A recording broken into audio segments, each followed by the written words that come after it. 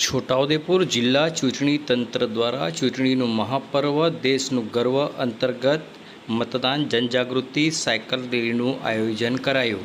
છોટાઉદેપુર નગર ખાતે મતદાન જાગૃતિ અભિયાનના ભાગરૂપે જિલ્લા કલેક્ટર અનિલ ધામેલિયાની અધ્યક્ષતામાં સાયકલ રેલી યોજાઈ હતી। આવનારી લોકસભાની ચૂંટણીમાં મતદાનની ટકાવારી વધે તે માટે મતદાન જાગૃતિ અંતર્ગત નગરના મુખ્ય માર્ગો ઉપર સાયકલ રેલી ફરી હતી। જિલ્લા પોલીસ વડા, જિલ્લા વિકાસ અધિકારી સહિતના અધિકારીઓ રેલીમાં જોડાયા હતા। સવારે 36 કલાકે જિલ્લા સેવા સદન ખાતેથી મતદાન જનજાગૃતિ સાયકલ રેલીનું પ્રસ્થાન નગરની શિક્ષિકાઓ દ્વારા કરાવવામાં આવ્યું હતું। નગરના પોસ્ટ ઓફિસ, સરદાર પટેલ ચોક, મહાત્મા ગાંધી ચોક, બાબા આંબેડકર ચોક, પેટ્રોલ પંપ 4 રસ્તા વિસ્તારોમાં ફરી જિલ્લા સેવા સદન ખાતે રેલીની પૂર્ણાહુતિ થઈ હતી। એક પણ લાયક મતદાર મતદાનથી વંચિત ન રહે તે માટે મતદાન જાગૃતિ કાર્યક્રમો હાથ ધરવામાં આવી રહ્યા છે।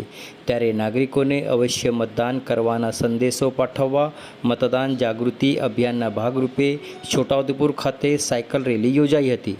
જિલ્લા ચૂંટણી અધિકારી અનિલ ધામેલિયાએ જણાવ્યું હતું કે લોકોના મતદાન અંગે જાગૃતિ લાવવા તથા કોઈપણ મતદાર મતદાનથી વંચિત ન રહે તે માટે છોટાઉદેપુર સંસદીય મતદાર વિસ્તારમાં વિવિધ મતદાન જાગૃતિ કાર્યક્રમોનું આયોજન કરવામાં આવી રહ્યું છે, જેના ભાગરૂપે આજે સાયકલ રેલીનું આયોજન કરવામાં આવ્યું હતું। આ ઉપરાંત જિલ્લામાં અવસર ડિસ્કાઉન્ટ માટે ઘણા વેપારીઓએ સહમતિ દર્શાવી છે। તેમણે વધુમાં મતદાન જાગૃતિ અર્થે જિલ્લામાં આગામી 6 મે 2024 એટલે કે મતદાનના આગલા દિવસે સુધી જિલ્લામાં મતદાર જાગૃતિ માટેના વિવિધ કાર્યક્રમોનું પણ આયોજન કરવામાં આવનાર હોવાનું જણાવીને છોટાઉદેપુર સંસદીય મતદાર વિભાગના તમામ મતદારોને અવશ્ય મતદાન કરવાની અપીલ કરી હતી।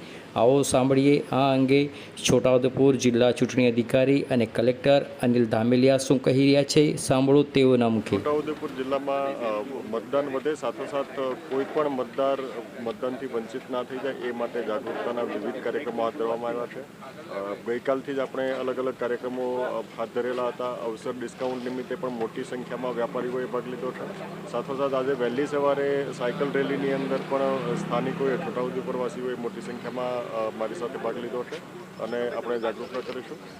આપણે આગામી 6 તારીખ સુધી અલગ અલગ કાર્યક્રમો, મતદાનના આગલા દિવસ સુધી અલગ અલગ કાર્યક્રમો કરવાના છીએ અને સતત આ કાર્યક્રમોમાં મોટી સંખ્યામાં છોટાઉદેપુર પાર્લામેન્ટરી કોન્સ્ટિટ્યુઅન્સીના મતદારો મતદાનની પ્રક્રિયામાં ભાગીદાર થાય એ માટે હું આહવાન કરું છું।